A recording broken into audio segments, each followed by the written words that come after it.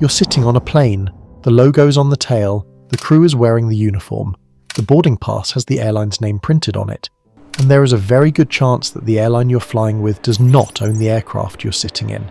Not because something went wrong, not because of a financial crisis, by design, deliberately, as a carefully calculated business strategy that now shapes the entire global aviation industry. Right now, over half of all commercial aircraft flying in the world are not owned by the airlines operating them. American Airlines, half their fleet leased. Frontier Airlines, they do not own a single plane. Indigo, one of the largest airlines on Earth by passengers, almost their entire operation, rented. And the companies that actually own most of these aircraft, the real landlords of global aviation, are based almost entirely in one city, in one small country, that most passengers have never heard of in this context. This is the hidden ownership structure of the aviation industry, and it changes everything about how you understand the business of flight. 1. Buying a commercial aircraft is one of the most financially brutal decisions a business can make. To understand why airlines lease, you first have to understand why buying is so difficult. A single, narrow-body commercial jet, the kind that operates most domestic and short-haul routes, has a list price of over $100 million. A wide-body aircraft capable of long-haul transoceanic flight costs over $350 million. And airlines do not need one, they need hundreds. That is tens of billions of dollars of capital tied up in metal that depreciates in value every single year. Metal that requires constant expensive maintenance. Metal that sits on the ground generating zero revenue every time a route is cancelled, a pandemic grounds the fleet, or an economic recession empties the seats. But the financial exposure is not even the most immediate problem. Boeing and Airbus, the two manufacturers that produce virtually every commercial aircraft in the world, currently have order backlogs stretching close to a decade at current production rates. An airline that decides today to buy new aircraft cannot simply write a check and receive planes. They join a queue that in some cases will not deliver aircraft for 8, 9, 10 years.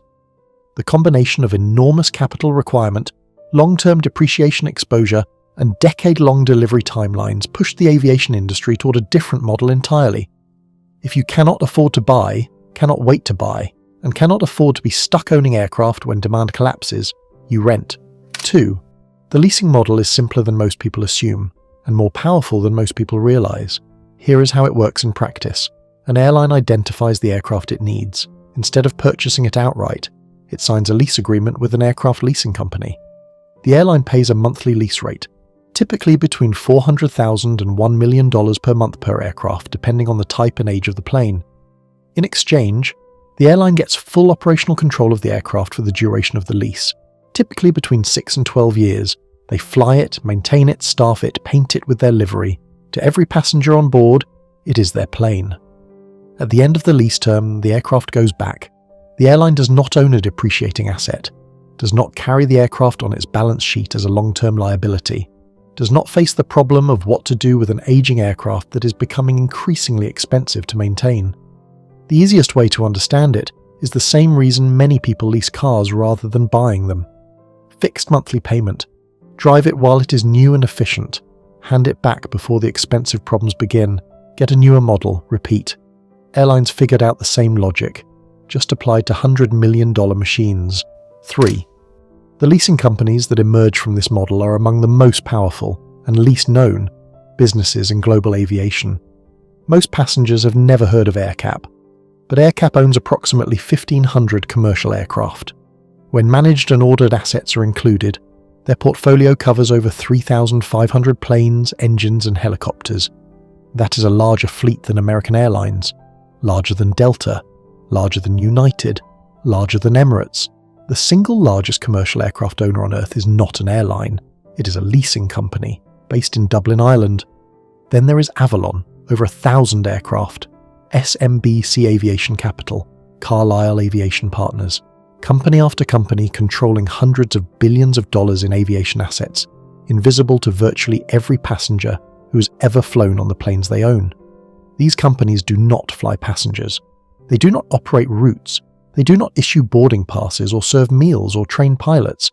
They own the machines, they lease them to the airlines, and they collect the payments through economic booms, through recessions, through pandemics.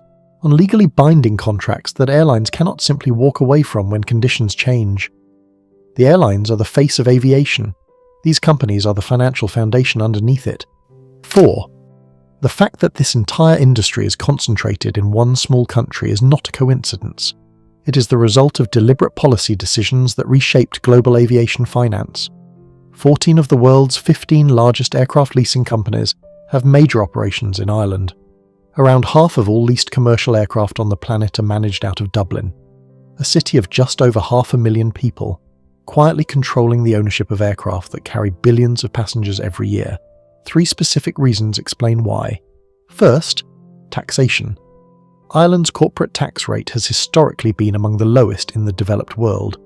When you're managing hundreds of billions of dollars in aircraft assets, even a small percentage difference in tax rate translates to hundreds of millions of dollars saved annually. Second, standardized accounting. Aircraft ownership involves complex depreciation calculations, how much value a plane loses each year, how that loss is reported across different legal jurisdictions.